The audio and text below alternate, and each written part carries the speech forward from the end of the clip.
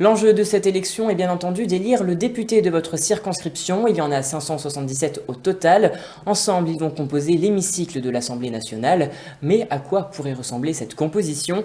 Anne-France, tu es là pour répondre à cette question. Bonsoir Julien et bonsoir à toutes et à tous. C'est évidemment la question à laquelle les résultats des votes vont bientôt répondre à 20 heures précisément. En attendant, la grande interrogation que les sondages posent est de savoir si Emmanuel Macron parviendra à obtenir une majorité absolue à l'Assemblée nationale, comme lors de son précédent quinquennat. Pour qu'il l'obtienne, il faut que la moitié des sièges de l'Assemblée nationale plus 1 soient occupés par un député étiqueté Ensemble, le mouvement de la majorité présidentielle. Emmanuel Macron obtiendrait donc cette majorité si 289 députés ensemble sont élus dans les 577 circonscriptions françaises. Dans ce cas précis, aucun problème pour le président. Avec une majorité absolue, les textes de loi seront adoptés sans grande contrainte. Et dans le cas contraire, du coup, que se passerait-il si Emmanuel Macron, le président de la République, ne parvient pas à obtenir cette majorité absolue au sein de l'hémicycle? Alors si Emmanuel Macron ne parvient pas à obtenir ces 289 sièges dans l'hémicycle, alors il pourrait se retrouver en situation de majorité relative, c'est-à-dire que les députés ensemble seraient quand même les plus nombreux, mais qui ne dépasseraient pas la barre des 289 sièges. Alors cette situation limiterait fortement le président, puisque l'adoption des lois à l'Assemblée se fait à la majorité absolue, ce qui signifierait qu'Emmanuel Macron devrait nouer des alliances et se lancer dans d'âpres négociations avec d'autres députés. Tout cela évidemment pour lui permettre d'avoir les soutiens nécessaires à l'aboutissement de ses projets. Mais du coup, concernant les ministres actuels, ils devront démissionner s'ils ne sont pas réélus. Et justement, est-ce qu'on a un peu les perspectives quant au nombre de sièges qui seront attribués aux partis en lice? Alors un sondage Ipsos présage que le mouvement Ensemble obtiendrait entre 265 et 305 sièges à l'Assemblée nationale. Un sondage ELAB prévoit de 255 à 295 sièges pour la majorité présidentielle. Et dans ces deux cas, on remarque bien qu'Emmanuel Macron est plus proche d'une majorité relative que d'une majorité absolue, même si évidemment le président conserve encore à l'heure actuelle la possibilité d'obtenir cette majorité absolue tant convoitée.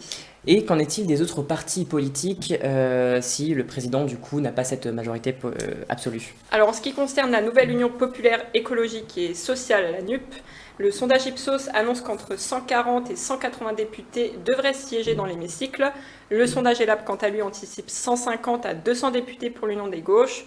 Pour les Républicains, le sondage Ipsos prévoit entre 60 et 80 sièges et le sondage ELAB entre 55 et 75 sièges. Et enfin, pour le Rassemblement national, le sondage Ipsos présage 20 députés et ELAB 30. Alors concrètement, du coup, en fonction de ces prévisions, quel rapport de force pourront-on voir se dessiner à l'Assemblée nationale? Qui aurait finalement le pouvoir? Alors en se basant sur ces tendances, la majorité présidentielle ensemble obtiendrait soit la majorité absolue, soit la majorité relative, mais dans les deux cas, la majorité. La première force d'opposition deviendrait la NUP, qui prendrait la place des Républicains, qui occupaient cette position durant la dernière législature.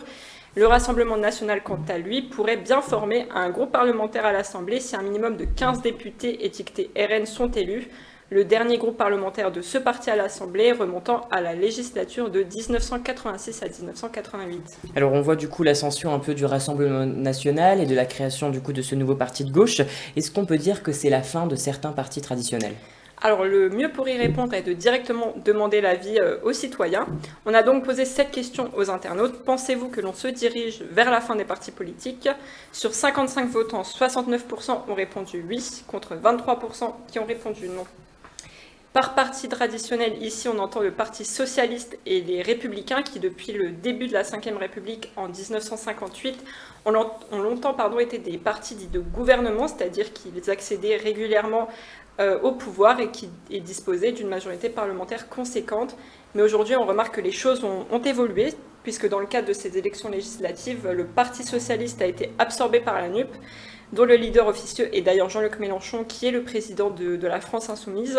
Les Républicains, de leur côté, ne devraient pas avoir plus de 80 sièges dans l'hémicycle, selon les dernières estimations, alors que le parti en avait 100 durant la précédente législature. Et en cas de majorité relative pour le président Emmanuel Macron, celui-ci pourrait d'ailleurs se tourner vers ses députés LR afin d'obtenir des soutiens, ce qui pourrait faire de ce parti une force de coalition plutôt que d'opposition. Eh bien, merci Anne-France pour ces informations. L'avenir du second quinquennat d'Emmanuel Macron est donc en jeu dans cette élection et nous allons donc fermer à présent cette page législative pour suivre le reste de l'actualité. Mais sachez que vous pourrez retrouver les réactions des députés et des candidats qui se présentent dans votre circonscription sur puissancetélévision.fr et sur son application mobile.